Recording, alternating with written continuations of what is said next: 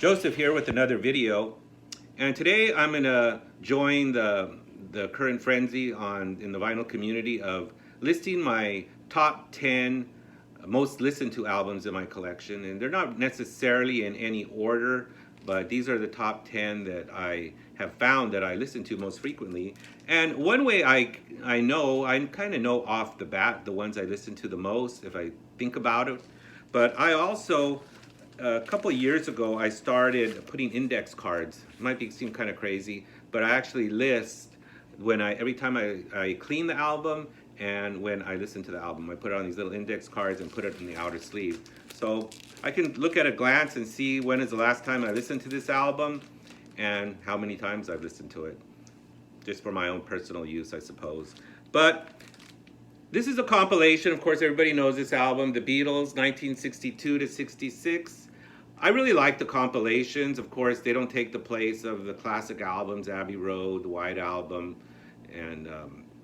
but I really love this compilation. I think I listen to them almost evenly, the red and the blue, but when I feel I need an uplift, want to hear that early stuff, this is my go-to album, The Beatles compilation, 1962 to 1966.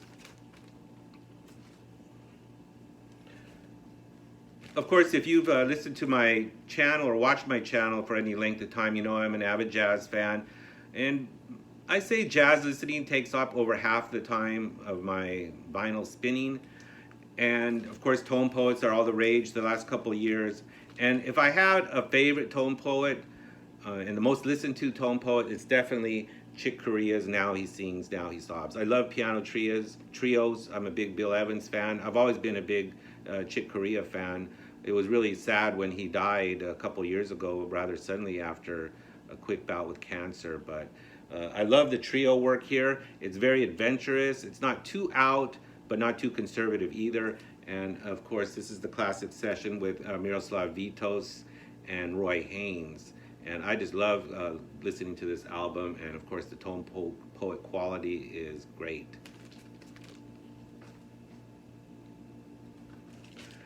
I'm also a big blues fan, and I had this in my original collection back in my teen years, and I was recently able to pick it up a couple years ago. And of course, it's Hooker and Heat, John Lee Hooker and Canned Heat.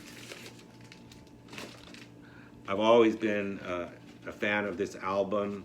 Of course, it's got the late Alan Wilson jamming with John Lee Hooker on one album. It's just either Hooker alone or Hooker and Blind Al Wilson. And this was, I believe, his last recording. He died a little bit after this at Join the 27 Club. But I just really love the vibes of this album. It kind of reminds me of a late night affair, just John Lee in the studio, and then finally Alan Wilson joins in, and then finally the whole Canned Heat band. And they definitely Boogie Chillin' number 2, they really start cooking. But Canned Heat, Hooker and Heat.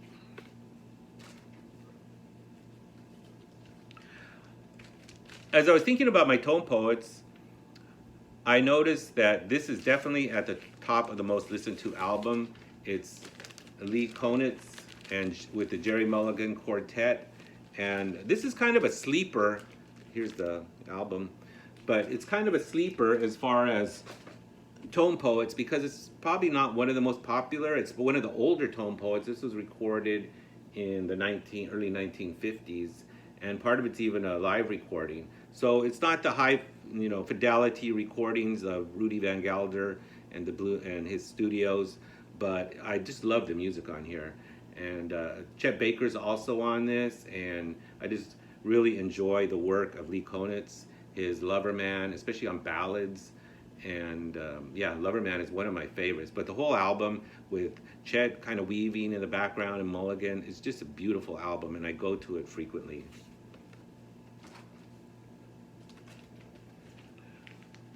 Of course, I have to have a Bill Evans album, and once again, this is a compilation. This was perhaps the first way I listened to Bill Evans, and this has his famous first album, Everybody Digs Bill Evans. It's a beautiful album. That's I believe it was his second album, where he's joined by Paul Chambers and Philly Joe Jones. really love the ballads on this one. Record one, side one and side two is Everybody Digs Bill Evans, and I love, once again, I love the ballads. Lucky to Be Me, Peace Peace, and yeah, it's just Young and Foolish, and just the tone and the way he plays the ballads, it's just very moving. And like, once again, this is how I was introduced to Bill Evans. I would love to find you know, not an original release, obviously, because they're so expensive. But I did order the Waltz for Debbie, and I got that, and that sounds beautiful. So maybe eventually they'll do a release of Everybody Digs Bill Evans. We'll see.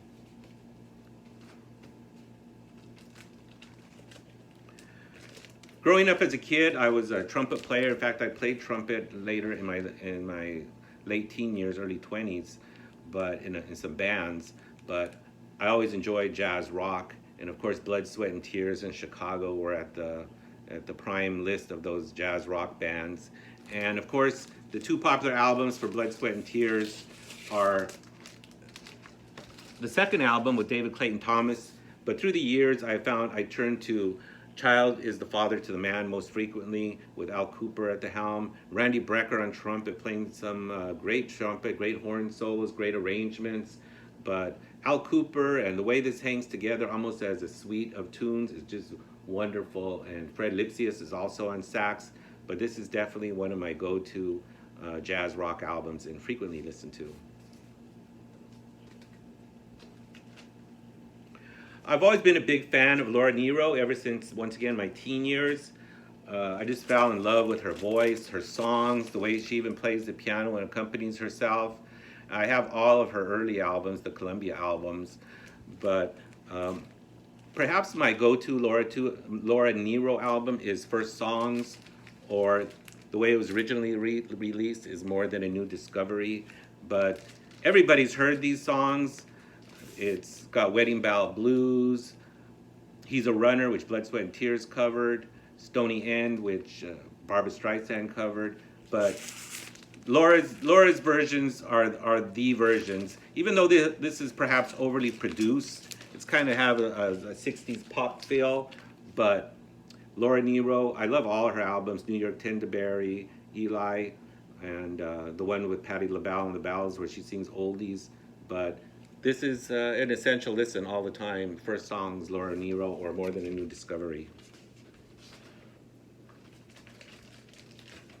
Of course, I'm going to have some Miles.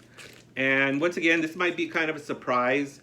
It's kind of maybe not one of his more well-known albums, but I just love Seven Steps to Heaven. I was introduced to it I have a version of it as an Analogs Productions release, and this is the mono. I actually have two versions of it. But this, once again, Miles is really in great form, playing ballads essentially on this album. Basin Street Blues, I Fall in Love Too Easily. But the up-tempo songs are smoking here too, with the title Seven Steps to Heaven and So Near, So Far. But or no, Joshua, that's the other up-tempo. But Seven Steps to Heaven, Miles Davis, Victor Falbin on piano, George Coleman, Frank Butler, Tony Williams, Ron Carter. Two different sessions. There's an East Coast session and a Hollywood session. But Miles Davis, Seven Steps to Heaven. And this is a total sleeper. Many people maybe have never even heard of this artist, unless you're a hardcore jazz fan. But it's Warne Marsh. And the name of this one is Jazz from the East Village.